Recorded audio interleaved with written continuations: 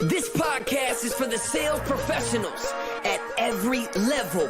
If you want to convert more prospects into paying customers, then you're in the right place. Because Joe has spent the last 3 decades mastering buying behaviors, personality types, emotional and logical triggers. This is the Sales Genius Podcast.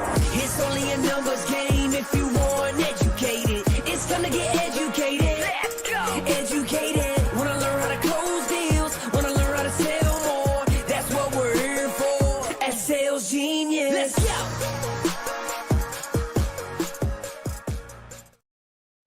Hi, welcome to the Sales Genius Podcast. I am your host, Joe Ingram.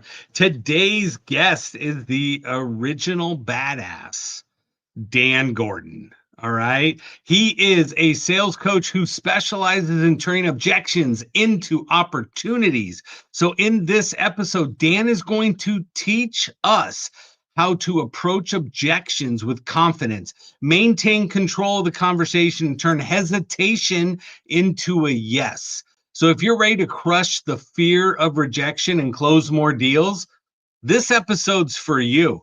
So you see him here almost every week with us as a VIP, but let me bring Dan up on the screen. Coach Dan Gordon. There we go. I've got other VIPs, Malaysia in the house. JR is here with us. I'm going to move us all around. And as you know, Dan, I'm going to say, take the big seat that comes over. So it's funny because it was a couple years ago, or a year at least, that Dan and I had gone back and forth, got connected, and then Dan said, man, do you know how long it takes to get onto your show? And then he clicked and scheduled it, and that turned out to be 2025. Right? So when I texted him, I'm like, bro, you're the guest trainer. You've been part of the team for a year now. And he was like, really? It's my turn? I'm like, it is your turn. You get to come up, share the wisdom with us, right? Where he gets to be the center of attention. So my favorite center. Exactly. I'm a salesman. Right. Again, and Dan and I are going to fight over who gets to talk the most. That's how we roll. Event. Anybody who's ever been to an event with us is like, what? Yes. Yeah. So Dan, objections are a natural part of sales, right? It's something that we all have to deal with in the sales process. I disagree. So how can a sales professional, how can they shift their mindset based on what you're doing, right? To view them as opportunities rather than roadblocks? Okay, so, because remember, I started this as war games because people used to think you had to fight somebody for their wallet, for their time and their money. And I was like, okay, rather than change the idea, I'm just going to run with it, and then we'll go after that. So, okay, first, let's take a giant step backwards about objections and what they are, and what they mean.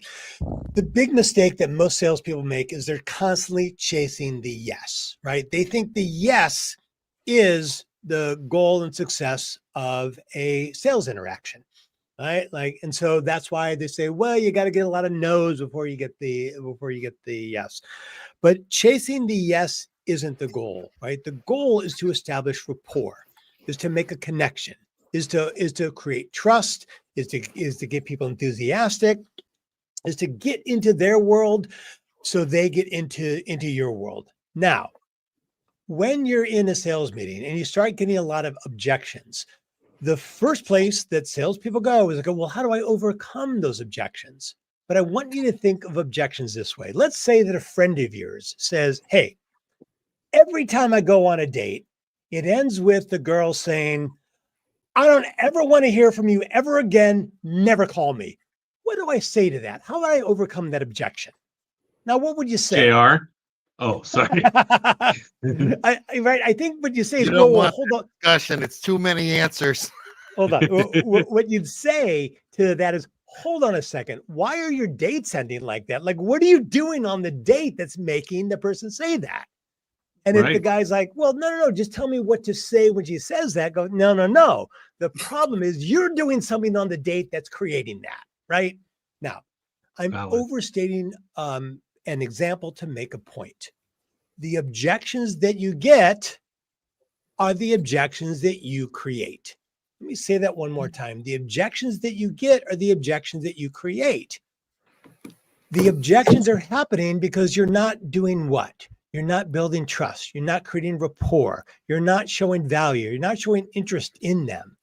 You're chasing the yes. So all you're thinking about is, how do I get that yes? And what are the barriers to the yes? All right. You got to take a giant step backwards. So if we start by taking responsibility for all of our objections, it gives us a unique perspective on what we're doing wrong to create the objections in the first place. It's a lot of talking from me. Anybody want to challenge that, have thoughts? So again, I what I'm hearing is that if you haven't thought it ahead of time on how to build a process to avoid those things, right? Yeah, because like in my world, we tend to tell people, please don't go up and walk up and ask somebody, how can I help you? Right. Because they're going to do the same thing you do when you go to any store and you go, oh, hey, how can I help you? We go, never mind, right? I'm just looking. Right. I'm just looking, right? The word, and by the way, the word just, anytime somebody uses the word just, either a salesperson or a prospect, really pay attention to that word just, because there's something inside of that. There's a fear, there's a concern. It means that they're trying to distract you from what's really going on, right? Like, hey, Joe, I'm just curious. Why is it that, right? Just. No one's just curious. There's no such thing as just curious, right? There's an ulterior motive. I'm just looking means F off, right? So, valid. So if you're creating, I'm just looking, it means that you've already screwed this sales process. You're now in the negative numbers. You got to work hard just to get back to zero. Okay. Valid. So let's talk about how to uncreate objections. And I want to be clear, there is no such thing as an objection-free sales conversation. You're always going to get objections. Someone is always going to have a certain amount of resistance to buying your product or service. And why? Because we're human beings. The natural human environment is to do nothing. Our systems, our operating system is designed to do nothing new. And why? Because anything that we're doing where there's a roof over our head, there's food in our belly, there's love in our hearts, it means we're safe. And our systems say, don't do anything new. Don't screw this up. Just keep doing this thing, right? If you're sitting in a lazy boy recliner watching TV, it says, just keep doing that forever, right? Because it doesn't have a larger view, right? It doesn't understand where you got to get up out of the lazy boy recliner and get to work to make money so you can keep watching TV and keep eating, right? So you have to understand that when you're engaged in a sales conversation, you're moving someone out of that easy chair. You're moving someone away from the world that they're currently in that feels safe into a new world where there's a lack of safety. Dan, right? So there's going to be objection. Yes, JR. That is a very astute point. And when you said the word safe, and what it is we're not only lethargic, objects at rest tend to remain at rest is one of the, Yes. but it's a trust thing. I'm defending. The whole point is selling you. If they buy you, they'll buy anything you're selling. Correct. You got to get through that over that moat. Exactly. Yes, right. So that's a perfect segue, JR. So how do we get people to trust us, right? We're not going to get rid of objections, but we want to reduce them, right? So the first thing is you have to allow them to feel that you're on their side. And for them to feel that, you have to be on their side. You have to be there for them, right? If I'm just trying to sell someone a car, I'm not there for them, right? If I want to improve their life with the best type of transportation that fits them to a T, I am for them. It might be one of my cars, it might not be, but I'm going to guess that it is. Right? It might not be me as a coach. It might be somebody else, but I'm going to guess that it's me, right? Because I've worked really hard to be really good at this. And so I can't guarantee that anybody's going to get the quality of coaching from somebody else that they can get from me. So I'm always going to advocate for me.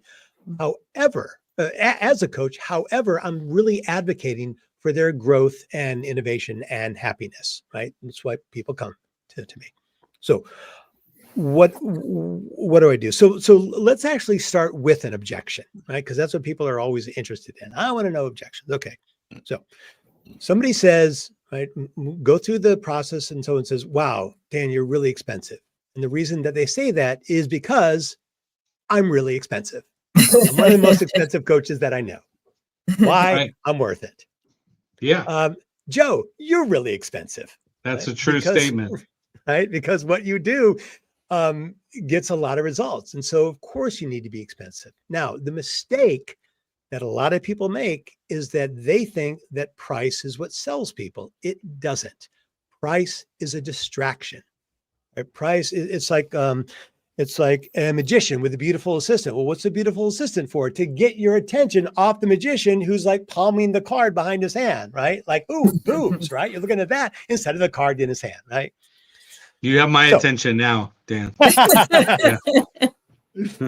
Look, so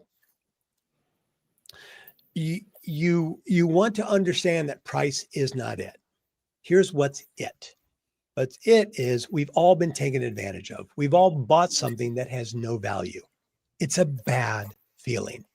It's that feeling where you look in the mirror in the morning and you go, oh, like I'm so stupid. I spent another $100,000 on this stupid program or this thing, or right. It's like, how many times have I done that? Right. You know, if you're living life big, you waste a lot of money, right? Because you make big decisions, right? That's good, but it still hurts. Right. So we're afraid of looking in the mirror and going, God, you idiot. I can't, like you did it again. So we go into a sales situation where we actually want the thing that the person's selling, but that's what we're afraid of. I don't want to call myself an idiot, right? I don't want to feel those feelings.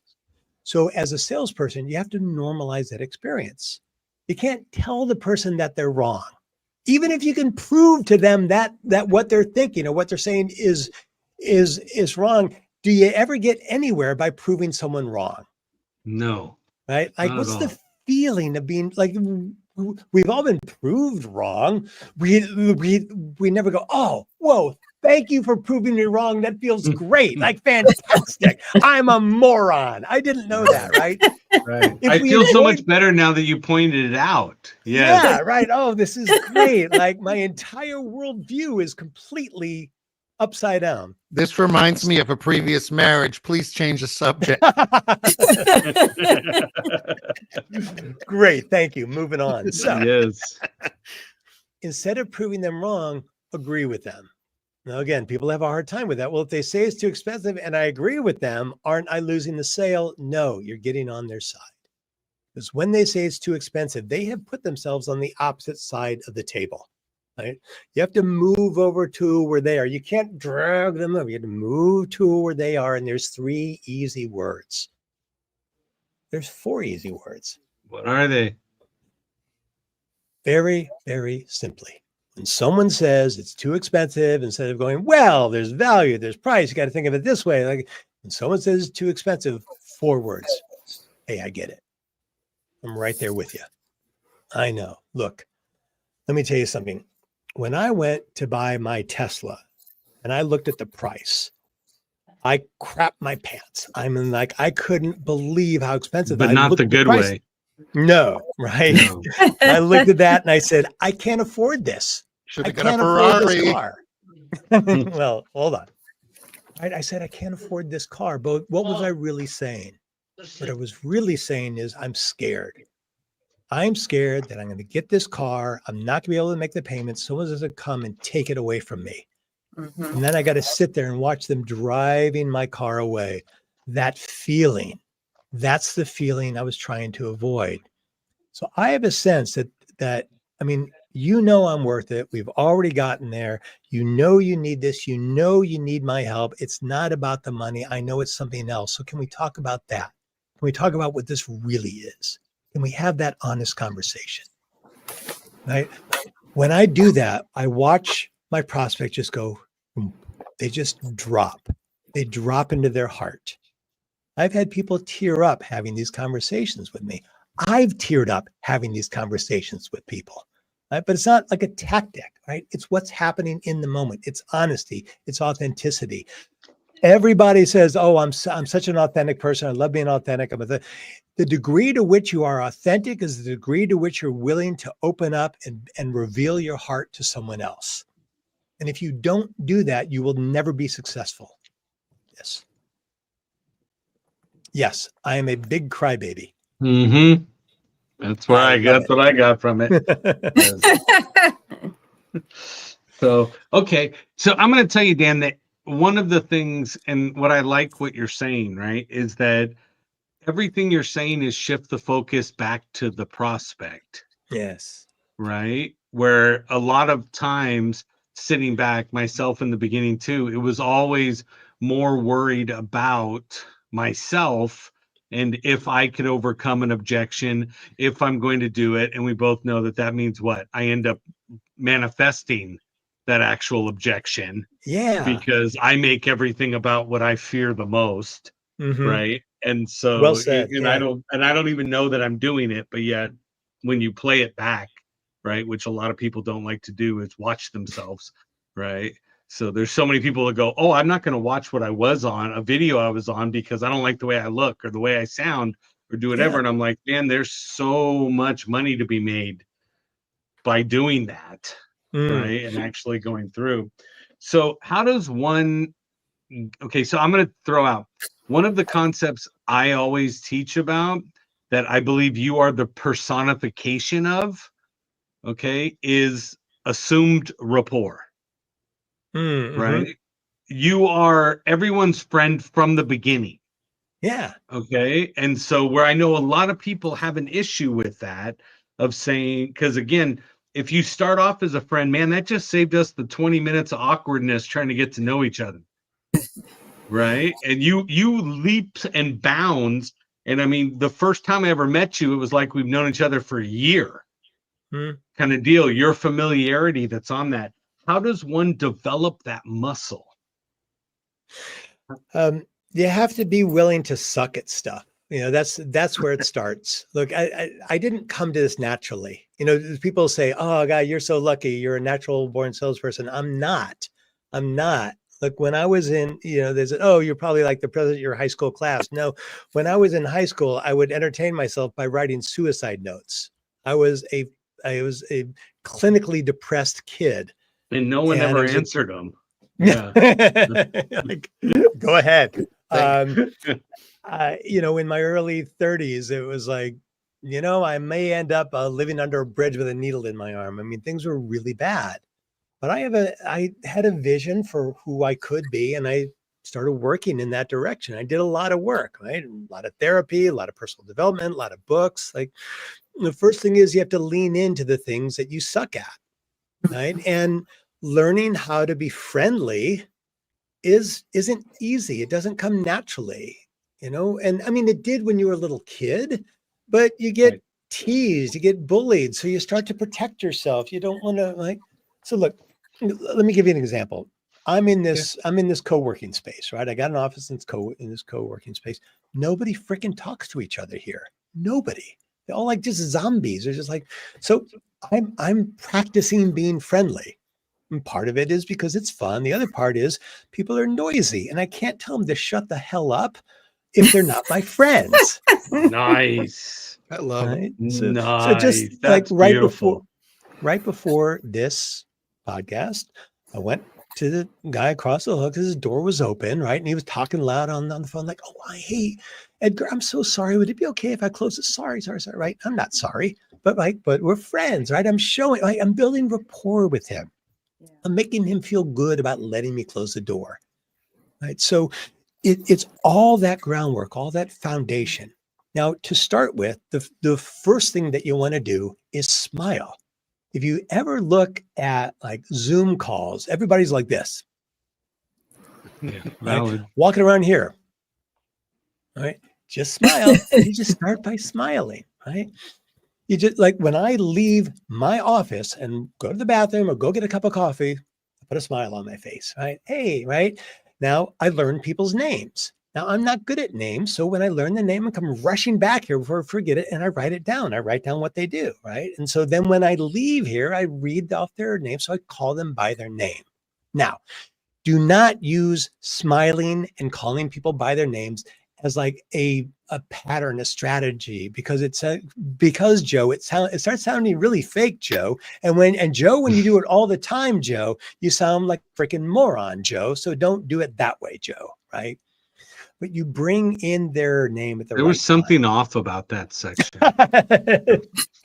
You know what I mean, Malaysia? I mean, Malaysia, people do that way too much. Joe does it, Joe, Yes. but Malaysia, Yes. you don't do But it, I've Malaysia. seen Malaysia do it a lot. Malaysia's that way. Malaysia Right? gets started on So- something. Yeah. So I'm smiling all the time, Joe. yeah, you do. And it's great. And be interested in other people. Be Mhm. interested in other people. So when you say, hey, how was your weekend? And they go, good. You don't go, good. See ya. Bye. Go, oh, fantastic. What'd you do? Like, oh, we went out and saw a play. Oh, great. Hey, what play did you see? You saw this? Oh, great. Who? What'd you like about it? Oh, that sounds good. Was it fun? Would you suggest I go see it? What was your favorite thing about it? Right? Did you go to dinner? Where'd you go? What'd you have? Did you like it? Is that because we're always looking for new restaurants, right? You engage the other person, you draw them out. It starts slow. People are pretty reticent to share things, but when you lean in and you show genuine interest in them, they open up. I mean, I've had the most interesting conversations on planes and trains and in line at the grocery store just because I'm interested in them. Here's a great practice, all right? Almost every time when I'm at the grocery store, I ask the checkout person, hey, what's the best thing that's happened to you so far today? Or what's your favorite thing about yourself? Because people will say, wow, that's a really good question, right? Because it's engaging with them. Right? You want to train yourself to engage with other people, to show interest in them, to ask questions. Do Don't the just take a pat cashiers answer. usually turn off their light when they see you, or no? No. I usually get, that's a really interesting question. No, what's funny is a lot of times, and this is what's really sad. I say, hey, what's the best thing that's happened to you so far today? And people go, I woke up. And I'm just like, man, like that's it. That's Right. the life that you're living. That's We're the waking bar. up. That's the bar. Like, Yeah. God, that's so No. sad. Like, I just want to say, leave, go do something else. The great way to close any conversation, the great Glenn Morshower. I hope you have the best life possible is something that I've taken from him. I like that. And I love that. people go, because I'm not going to tell you have a good day, nice day. Have a nice Yeah. best life possible. Right. And they remember Right. you because a couple They do. nights ago, there was a waiter. I do a lot of meetups, and a waiter came over. He says, I'm glad to see you again. I hadn't been there in a couple months Wow. because You know what? I- That's right. Yeah. brought me, and everybody else is, I need another drink. It's like, how are you? So Right, you're yeah. you're exactly right. Did he think So- you were the actor from Breaking Bad? Is that what it was? I don't know. I did want to make the comment I- before on your trains, planes, and automobiles. Right. Those I let aren't it go. pillows. That's true. I've been getting Liam Neeson lately. Like, hey, do you know that you look like Liam Neeson? I'm like, I don't think so. Not even in the smallest wow. way. He looks scary. But like at the coffee shop, the person there, the barista always remembers my order for myself and Rosalind. And why? Because I'm asking her questions about herself. Right. So coming full circle here, showing interest in other people is really investing yourself in them, like finding out about them, asking personal questions. People will answer personal questions if you're genuinely interested in them. So Dan, you said some great gems today, and you were talking about how when people give objections to your price, Yes. being friendly, establishing a rapport. Sometimes when you're first encountering someone and you give the price, you didn't have time to develop all of that. And so what are your tips for maintaining confidence while you're talking about pricing, while showing empathy for the customer's financial concerns if you're just meeting them? Right. Great question. When someone asks you the price too early, just go, how dare you? Yes. No, don't do that. So first of all, we're going to come back to that personal responsibility thing. Now, if you're finding that people are asking you your price right at the start, it means you're not creating enough safety and trust, right? The reason people ask, what's your price at the beginning is because they're trying to get out of the conversation, trying to get out of the sales conversation. You haven't developed the trust. Now, if that does happen, that doesn't, now it doesn't always mean that you haven't developed the trust, but it does usually. But if it happens, here's what you want to say. Something like, hey, I get that question all the time. You say that to normalize their response, right? What they're feeling, what they're thinking is valid. Other people do it, right? It's fine. Then it's, hey, before we get into the price, it's really important that I share with you how what I do works, like what I do. So then when we talk about the price, and we definitely will, trust me, we're going to talk about the price. When we talk about the price, it will all make sense. Because right now, if we talk about the price, it's sort of like saying, how much does a car cost? It depends. It depends on, right? Would you spend $70,000 on a car? No. But if it were a rusted out 1974 Chevy Nova, no. But if it were a Tesla, yeah, that'd be a great deal, Model X. And so, right. And so you frame it in a way that it's to their benefit, not yours. Like, I just want to make sure that when we talk about the prices, all makes sense. Now, if they keep hammering on you, like, well, I can't really talk to you about it until we get until I see if I can afford it, right? They keep hammering you, like, you know what? I'm getting a sense that this probably isn't for you, right? Like, and I just want to make sure, because if price is the most important thing, then we're not talking about value. Then we're not talking about if this is a good fit, right? If we're just talking about that, it's sort of like buying Scotch tape. Right? If you're just buying tape, it doesn't matter what kind of tape you buy. And I'm not that. I'm not Scotch tape. Right. Right. So can we continue the conversation? Right? You don't want to just leave it with them wrong. You want to keep drawing them back in. So would it be okay if we don't? No, I got to talk about the price. Got it. It's been so good meeting you. I really hope you find what you're looking for. That's impressive, because That right is good. there is, again, right there, that's the difference between holding your value, right, and dropping your price. Yeah. Because if you can stop and say, then it makes sense that we're just not the best fit, right, to move forward, and then you now take away your access to you, they're going to stop and go, okay, let's show me what the value is before we discuss the price. Right. But price is also the easiest objection. It is. Right? The two you're going to get are price and time, no matter what. Right? So how often are you studying to get past those two if you know those are the ones that are going to make up 80% of your objections? So here's my rule. Never drop your price, but sometimes drop your price. Here's what I mean by it. And that works 100% of the time, at least half the time. It really does. Yes. So yeah. It depends why you're negotiating on your price. All right. So if they say I can't afford it and you go, well, okay, could you afford this? That's a failure. Right? So I've gotten like all the way there, and the person's ready to sign up, they're ready to go, and then like something happens. There's a catastrophe, right? They get a new job, they're something, and I'm thinking, I know if I leave this conversation right now without closing the client, I'm never going to get back into this kind of conversation. Now, my thing's a little different because it's a monthly thing, right? I'm not just being paid once for like selling a coffee mug. I'm getting paid over a period of time. So it makes sense for me to get that person in, to get them into my world, right? So this just happened recently, right? I dropped my price dramatically for the first month, right? Because this person had a shift in their finances. It dropped, but we both knew it was going to go back up again. So I dropped it for the first month, increasing it for the second month. And then the third month, we're going to renegotiate, right? We're going to get to my full price. And that was the discussion, right? By the third month, I'm thinking that you'll be able to afford this full thing. And I'm willing, like, I want to work with you so bad that I'm willing to for the year that we're going to work together. And that was the thing. I said, look, you got to commit to a year for me to do this, right? So notice what I'm doing here, right? I'm getting this person into my world. I'm dropping my price by saying, I respect where you are right now.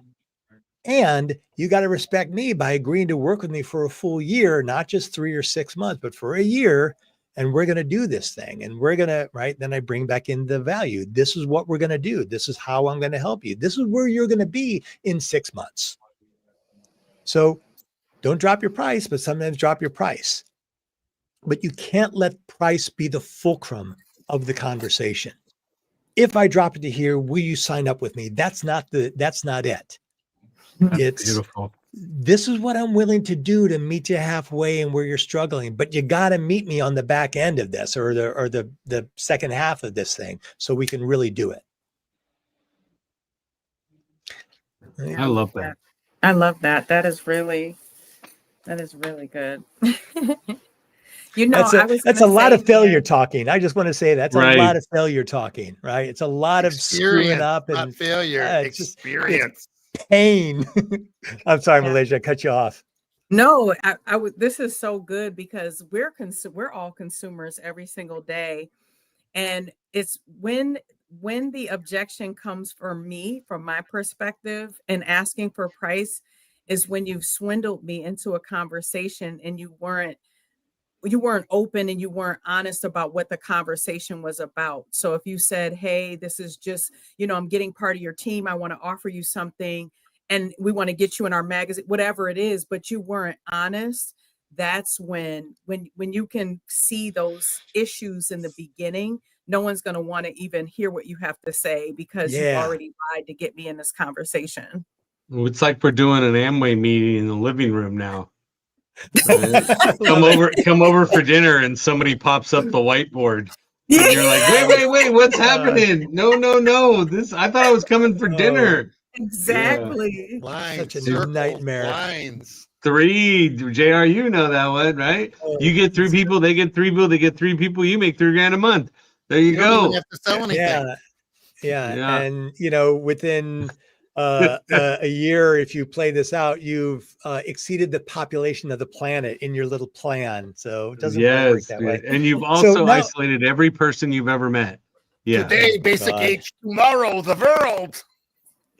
I want to talk about prospects, right? So we've talked to a lot of salespeople. I want to talk to prospects now. I want to talk to prospects how to work better with a salesperson. Right? So it seems like the salesperson holds all the cards, but they don't. You do, because you have the money. Right? A number of years ago, my mom asked me to help her buy a new car. I'm like, sure, tell me the car that you want. I'll get it delivered. She goes, no. I want to buy the car. I don't want you to buy the car for me. I'm like, okay, fine. She goes, but I want help negotiating I'm like, oh, this is great. Right. So I flew into St. Louis. Right. And the funny thing that car dealerships tend to do is they get you in this mindset, like they're holding all the cards, but they don't. You have the money. They want what you want. Right. So you have to understand that. And it was so much fun screwing with them. She was very thankful about like, oh, this is great. Anyway, I'm very thankful I wasn't the one that he walked into that store. Yeah. Oh, I would. Yeah. Well, anyway. So understand that you really hold all the cards. They want what you have, which is money. So what you want to do is you want to show a lot of interest and enthusiasm in the product. Whatever it is, like, oh, this is great. Oh, yeah, I can't wait to have this thing. I can't wait to hire you as my coach, Dan. I mean, this is going to be great. Like, I want to work with you for a year. Let's get this going. All right. Right. So now what's going on in my head? Dollar signs, right? I'm taking my baby to the Bahamas. We're going to fly first class. Like, this is great. Right. And then, they're like, oh, those prices. Oh, well, I don't know about this now, right? So now, as the salesperson goes, where's my Bahama trip going, right? So, as the prospect, you put the salesperson at a disadvantage. Right now, you're really like the thing that you're holding is like, yeah, I'm going to work with you, but we got to do a little work here before we work together. Mhm. Right? Like, I really want to work with you. I'm leaning right. We're not just talking about price, but you keep reinforcing that sale in their mind. Like, I really want to work with you. I can't wait to get started. You're the best, whatever you are in the world. And we just got to work together. How can we make this And people happen? need to know it. Yes, right. Like, oh, I'm going to tell all my friends. I'm going to give you a lot of clients, like more dollar signs, right? So as a prospect, you can you have a lot of sway into what you're paying. And this is the thing, and the reason I'm giving this, like I can hear my salespeople going, "Don't say this. You're screwing my deal." I wanted to screw your deal because I don't want salespeople to take advantage of prospects. I want prospects to hold all the cards too. Because what do I want it to be? A conversation. It's what it is. It's not a pitch, right? It's not manipulation. It's not a script. It's not Jedi mind tricks. It's a conversation. Right? When you talk to a friend, like, "Hey, where do you want to go to dinner? How about the burger place? Nah. How about pizza? How about this? All right. Yeah. Okay. That sounds good. It's conversation, right? That's what a sales conversation should be. Very respectful, very open, right? Both people feeling like they're empowered to have the type of conversation to ask for the things that they want. Love it. Love it. Any questions from our VIPs? No, Joe, we're all good. Thank you, Malaysia. No, Yeah, we're another never question. we're Oh, never sorry, that's all just good when it comes to sales. Well, So- hey, how about this? So Let me ask a one question. of the things that Yeah. I've done, Dan, is I've offered, I've had a special deal, and I wasn't going to discount it because it was already a discount, but I've offered some sort of a payment plan, so they still pay the full amount, but I've offered it, to break it down for them. So Right, that's Great. resourcefulness. Yeah. I was just on the phone with someone last week, and I knew if I didn't close a deal with this person, I would never get this guy back on the phone. Joe, you know who I'm talking about, right? Like, it had to happen then. And Yep. he put out a little carrot. He said, "Hey, this sounds good, but I'm going to have to think about it." I said, "Absolutely not. I am not letting you off this call until we come to a decision, until we close the deal," right? And that's what we did, right? Now he paid a little more than he wanted to pay. I'm getting a little less than I wanted to get, but we have an agreement now. Now, we'll see if that agreement gets signed, but at least we've gotten that far, right? And that takes me to like the last thing that I really want to talk about, and that is, when do you stop? Like, when do you give up? Like, when do you just decide, well, if they're not getting in touch with me, it means that they don't want it? Like, when do you do that? And the answer is when they say no. Not when they say, "I'll think about it," not when they say, "I'll get back to you," and they don't. When they say, "Look, the answer is no."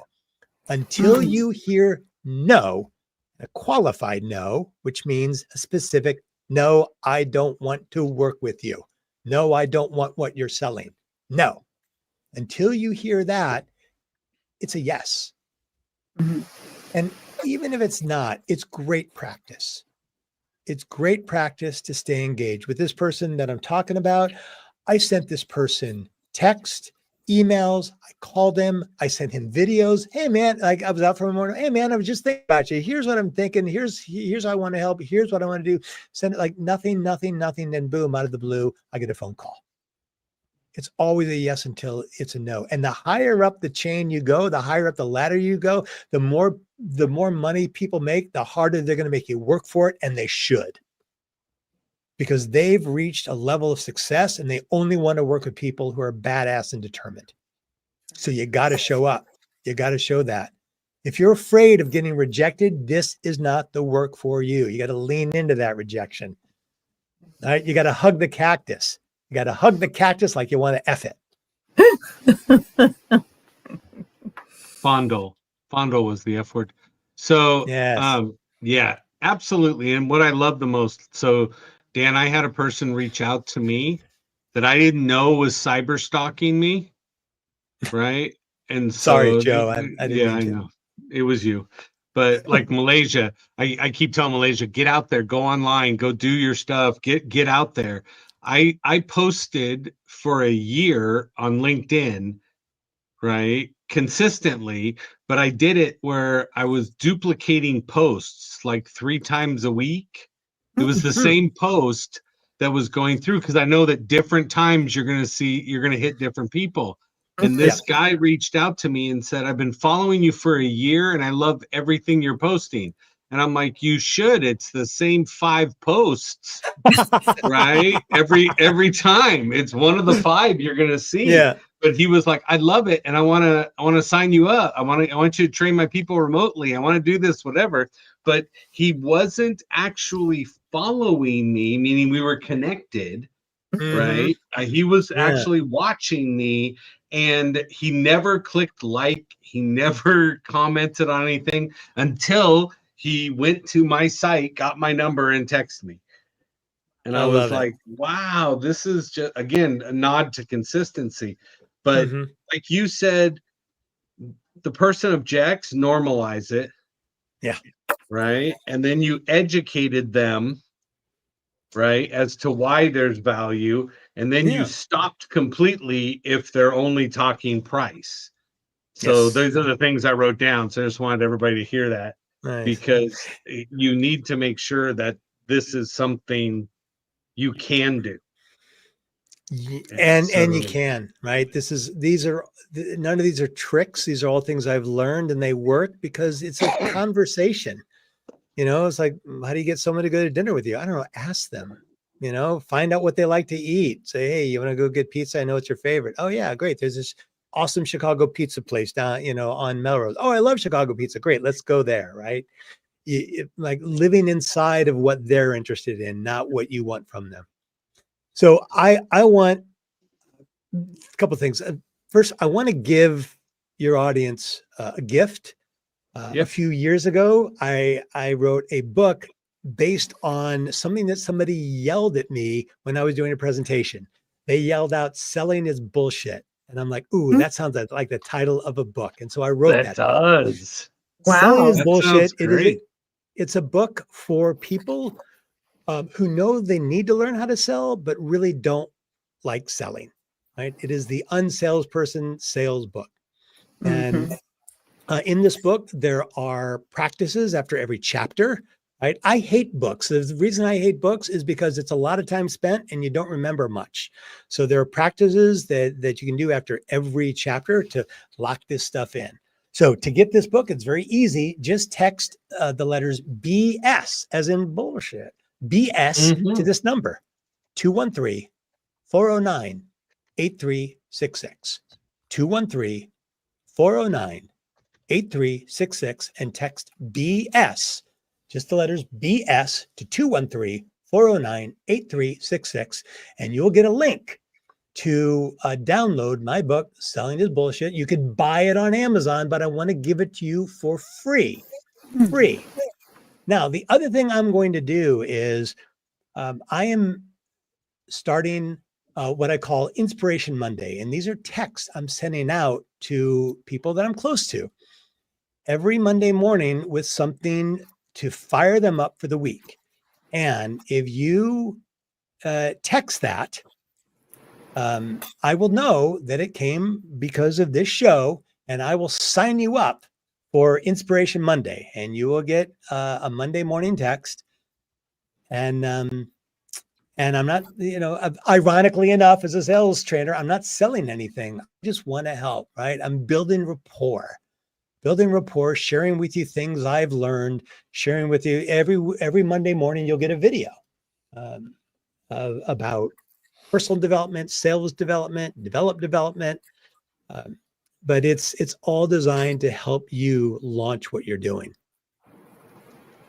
Love it. Scrolling across the screen for those who haven't seen it.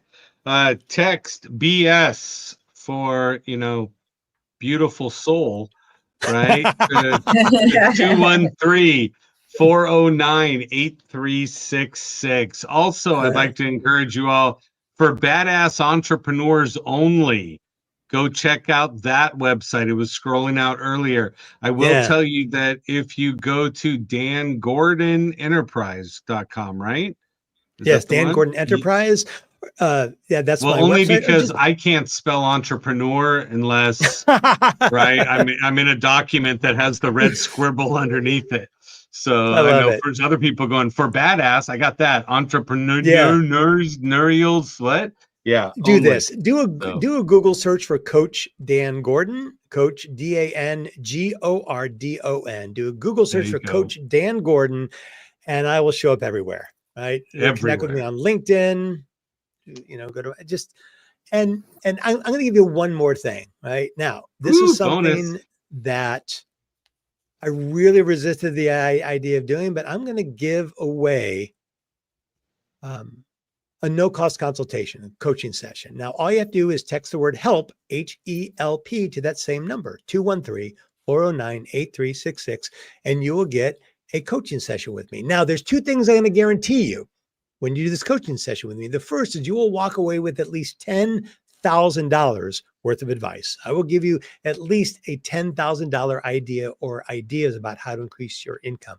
The second thing that will happen or won't happen on this call is you will not be a client, because I will not ask you to be a client.